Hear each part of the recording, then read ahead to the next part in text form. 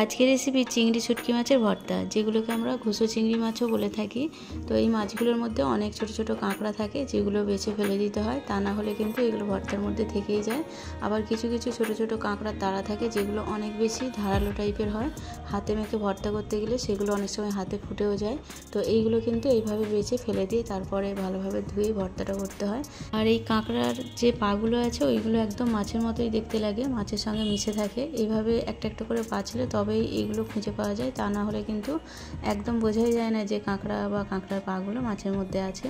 তো এবার আমি অল্প অল্প করে মাছগুলোকে সরিয়ে সরিয়ে কাঁকড়ার যে পাগুলো আছে বা কাঁকড়াগুলো ছোটো ছোটো কাঁকড়াগুলো আছে ওইগুলোকে বেছে ফেলে দেবো। এভাবে হালকাভাবে একটু সরিয়ে নিলেই কিন্তু কাঁকড়াগুলো খুঁজে পাওয়া যায়।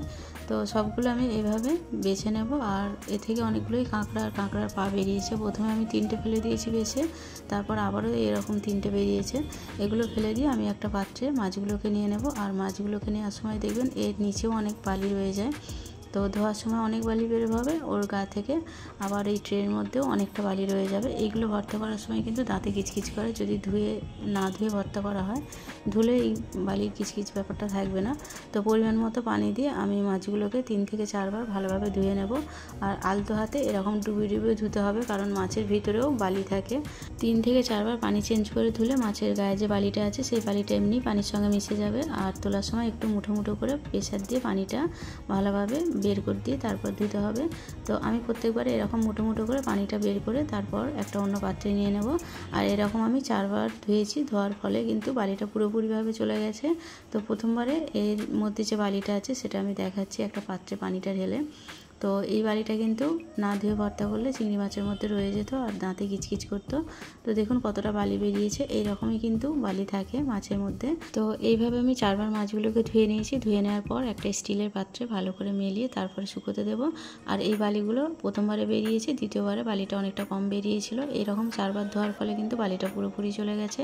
আর এই বালিগুলোই আমাদের দাঁতে লাগে না ধুয়ে ভর্তা করলে। অনেক সময় সঙ্গে সঙ্গে ধুয়ে ভর্তা করলেও মাছটা ভিজে থাকে, তার জন্য ভর্তাটা কিন্তু অতটা খেতে মুচমুচে হয় না। তো আমি একটা ছাঁকনির মধ্যে এগুলোকে দিয়ে পানিটা ঝরাতে দিয়েছিলাম। ছাঁকনি বলতে চালনি যেটা হয়, আটা চালনি বা যে কোনো চুবড়ির মধ্যে দিলেও হবে, ছিদ্রযুক্ত যে কোনো পাত্র হলেই হবে।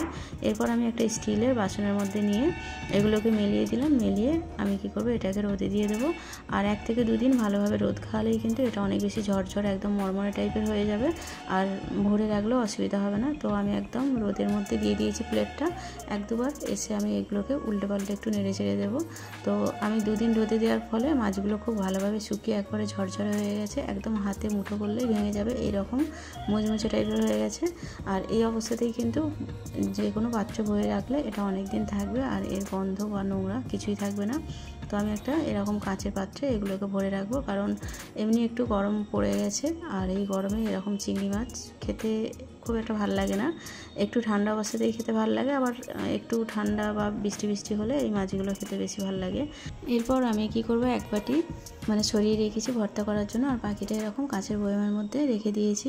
তারপর ভর্তার জন্য একটা পেঁয়াজ নিয়েছি। পেঁয়াজটা আমি আমার মতো করে ছোটো ছোটো টুকরো করে কেটে নেব। আপনারা চাইলে কাঁচা পেঁয়াজের জায়গায় ভাজা পেঁয়াজ দিয়ে ভর্তাটা করতে পারেন, তবে যে কোনো ভর্তা একটু কাঁচা পেঁয়াজে খেতে বেশি ভালো লাগে। তো পেঁয়াজটাকে আমি আমার মতো করে ছোটো ছোটো টুকরো করে কেটে নিয়েছি, আপনারা চাইলে একটু বড় করেও কাটতে পারেন। এরপর আমি একটা ধনেপাতার আঁটি নিয়েছি, তার অর্ধেকটা নেব ধুয়ে। তো অর্ধেক আঁটি ধনেপাতা ধুয়ে তারপর ছোটো ছোটো টুকরো করে কেটে নেব। আর ধনেপাতা পেঁয়াজ সব আমি কাঁচা অবস্থাতেই ভর্তাটা করব। আপনারা চাইলে এগুলোকে ভেজে নিয়েও ভর্তা করতে পারেন, আবার বেটেও করতে পারেন। আমি কিন্তু হাতে মেখে ভর্তাটা করব, কারণ বাটার থেকে হাতে মাখাটা একটু বেশি খেতে ভালো লাগে। এরপর প্যানে 2 চামচের মতো তেল দিয়ে 6 কোয়ার মতো রসুন আর 2টো শুকনো লঙ্কাকে মিডিয়াম ফ্লেমে লাল লাল করে ভেজে নেব। রসুন আর লঙ্কাকে লাল করে একটা পাত্রে তুলে নেব। আর ওই একই তেলের মধ্যে আমি 1 কাপের মতো চিংড়ি মাছকে লাল লাল করে ভেজে নেব। আর চিংড়ি মাছটা লাল করেই ভাজতে হবে, তাহলেই ভর্তাটা খেতে বেশি ভালো লাগবে। আপনারা চাইলে তেল ছাড়াও ভেজে নিতে পারেন।